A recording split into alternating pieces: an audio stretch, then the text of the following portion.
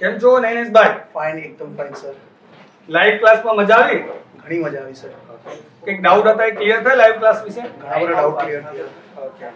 કેવું રહ્યું ઓવરઓલ ઓપ્શનના તમારા બધા સેશન 8-10 સેશન થયા હતા, તો 8-10 સેશનમાં જે વસ્તુ થિયરી ચલાવવામાં આવી એ બધી થિયરી તમને સમજાય? એકચ્યુઅલી અહીંયા મેં ઇક્વિટી પ્લસ ઓપ્શન કર્યું હતું. ઇક્વિટીમાં પણ મને બહુ સરસ બધી વસ્તુઓ સમજ પડી, તે છતાં ઓપ્શનમાં પણ સમજ પડી.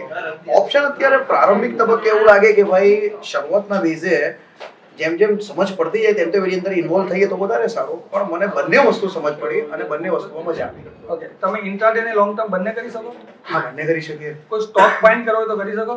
હા બિલકુલ. એના માટેની એપ્લિકેશન સરે કીધી, એના માટે કઈ રીતે ફાઇન્ડ કરવું તે કીધું, એને સ્કેનરમાં કરીને કઈ રીતે એને ફાઇન્ડ કરી શકીએ. ઘણી બધી સ્ટ્રેટેજીસ હતી, ઘણી બધી પેટર્ન્સ હતી, કેન્ડલ સ્ટિક્સ હતી, ઘણી બધી વસ્તુ એવી હતી કે જેના થ્રુ સ્ટોક બી ફાઇન્ડ કરી શકીએ અને એની અંદર ટ્રેડ પણ લઈ શકીએ. ઓકે. એક લાસ્ટ ક્વેશ્ચન કે તમે પહેલા જ્યારે અહીંયા ધ સોફ્ટ એકેડમી સાથે જોઈન નતા થયા, બરાબર છે, કે સુહાસ સર અમારી સાથે જોઈન ન થયા, એ પહેલાનું ટ્રેડિંગ અને અત્યારના ટ્રેડિંગમાં કંઈક ડિફરન્સ આવ્યો?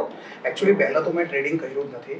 મેં નક્કી કર્યું હતું, જે થોડા ઘણા વિડીયોઝ જોયા હતા યુટ્યુબ પર, એની પરથી એટલો તો બેસિક ખ્યાલ આવી ગયો કે શીખા વગર, મહેનત કર્યા વગર, વસ્તુ સમજ્યા વગર આની અંદર પડવું બિલકુલ બેકાર છે.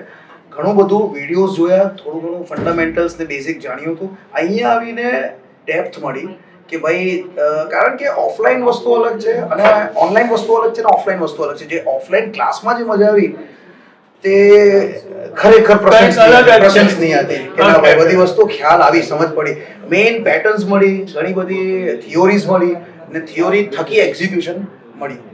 અચ્છા, મતલબ ઓનલાઈન પર જ્યાં પણ પેટર્ન સ્ટેટ કરાવે અને સુહાસ સર પેટર્ન સ્ટેટ કરાવે, બંનેમાં અલગ અલગ આવે છે ને? હા, ઘણી બધી વસ્તુ અલગ આવે. જેટલા મેન્ટર્સ હશે એટલી વસ્તુ અલગ આવવાની. દરેકની પોતપોતાની કળા હોય, દરેકની પોતપોતાની શીખવાની પદ્ધતિ હોય, તો દરેક પર્સન બાય પર્સન એ વસ્તુ અલગ થવાની જ છે, પણ તમને કઈ વસ્તુ એક્ઝિક્યુશનમાં મદદ કરે છે તે વધારે અગત્યનું છે. અને અહીંયા સોફ્ટ એકેડમીમાં એક વસ્તુ મને ઘણી ગમી, ખબર નહીં બીજી એકેડમી એપ્લાય કરે છે કે નથી કરતી. અહીંયા એક વસ્તુ છે કે ભાઈ ભવિષ્યમાં અમે તમારા માટે કમિટેડ છીએ જ્યાં સુધી તમે 100% વસ્તુ એચીવ કરી નથી લેતા. તો એ વસ્તુ આઈ રિયલી એપ્રિશિએટ. હું અહીંયા માત્ર ને માત્ર મેન્ટર માટે આવ્યો હતો અને જે ભવિષ્યમાં જે મને આ રીતે કમિટમેન્ટ આપવામાં આવી છે કે ના તમે ધારો એટલી વાર અહીંયા આવી શકો, જ્યાં સુધી તમારા ડાઉટ્સ હોય તો અમે તમને ક્લિયર કરી આપીશું. પ્રજાપતિ સર એટલે કે તમારો પણ સપોર્ટ મને ઘણો સારો મળ્યો અને તમારા તરફથી આખા ક્લાસને પણ એક કમિટમેન્ટ હતું કે ભાઈ તમને જ્યારે પણ કંઈ પણ પ્રોબ્લેમ થાય તો પેન કિલર તો હું છું જ.